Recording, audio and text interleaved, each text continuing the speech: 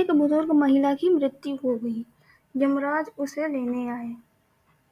महिला ने यमराज से पूछा, आप मुझे स्वर्ग ले जाएंगे या नरक? यमराज बोले, दोनों में से कहीं नहीं। तुमने इस जन्म में बहुत ही अच्छे कर्म किए हैं, इसलिए मैं तुम्हें सीधे प्रभु के धाम ले जा रहा हूँ।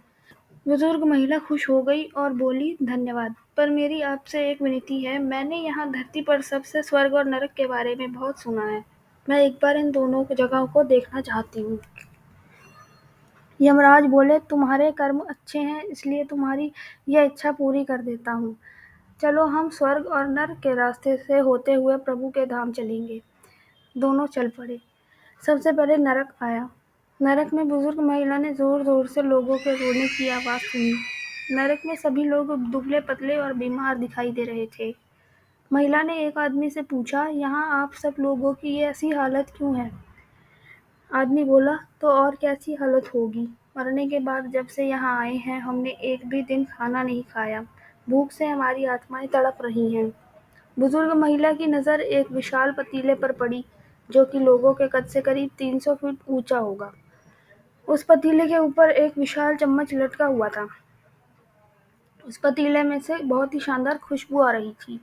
बुजुर्ग महिला ने उस आदमी से पूछा, इस पतीले में क्या है? आदमी मायूस होकर बोला, यह पतीला बहुत ही स्वादिष्ट खीर से हर समय भरा रहता है। बुजुर्ग महिला ने हैरानी से पूछा, इसमें खीर है? तो आप लोग पेट भर के ये खीर खाते क्यों नहीं? भूख से क्यों तड़प रहे हैं? आदमी रो रो कर बोलने लगा, कैसे खाएं? यह पतीला 300 फीट ऊंचा है। हम में से कोई भी उस पतीले तक नहीं पहुंच पाता। बुजुर्ग महिला को उन पर तरस आ गया। सोचने लगी, बेचारे खीर का पतीला होते हुए भी भूख से बेहाल हैं। शायद ईश्वर ने इन्हें यही दंड दिया होगा। यमराज बुजुर्ग महिला से बोले, चलो, हमें देर हो रही है। दोनों चल पड़े। कुछ दूर चलने पर स्वर्ग आया। वहां पर बुजुर्ग महिला को सबकी हंसने खिलखिलाने की आवाज सुनाई दी। सब लोग बहुत खुश दिखाई दे रहे थे। उनको खुश देखकर बुजुर्ग महिला भी बहुत खुश हो गई। पर वहां स्वर्ग में भी बुजुर्ग महिला की नजर वैसे ही 300 फुट ऊंचे पतीले पर पड़ी, जैसा नरक में था। उसके ऊपर भी वैसा ही चम्मच लटका हुआ था।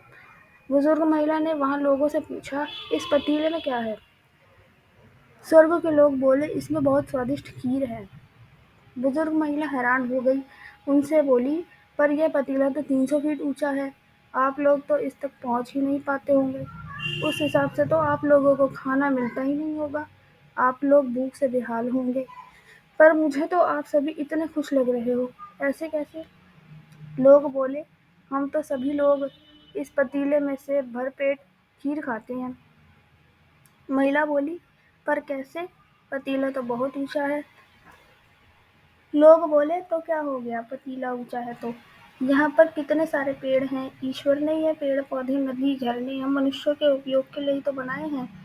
हमने इन पेड़ों की लकड़ी ली, उसको काटा, फिर लकड़ियों के टुकड़ों को जोड़कर विशाल सीढ़ी का निर्माण किया। उस लकड़ी की सीढ़ी के सहारे हम पतीले तक पहुँचते हैं और सब मिलकर खीर का आनंद लेते हैं। बुजुर्ग महिला यमराज की तरफ देखने लगी। यमराज मुस्कुराए और बोले,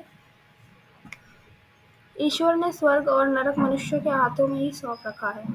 चाहे तो अपने लिए नरक बना ले, चाहे तो अपने लिए स्वर्ग। ईश्वर ने सबको एक समान हालातों में डाला है।